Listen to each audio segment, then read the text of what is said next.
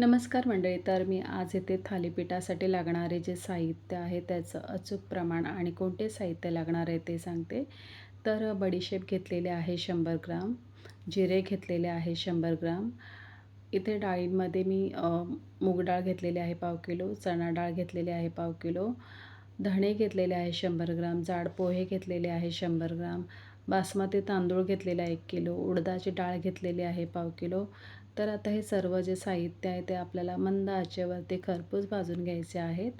तर इथे तांदूळ छान भाजून झालेले आहेत. त्याच्यानंतर चणा डाळसुद्धा व्यवस्थित भाजून झालेली आहे. मूग डाळ भाजून झालेली आहे. सर्व डाळी इथे छान अशा भाजून घेतलेल्या आहेत खरपूस. आता इथे जिरे, बडीशेप आणि धणेसुद्धा व्यवस्थित भाजून घेतलेले आहेत.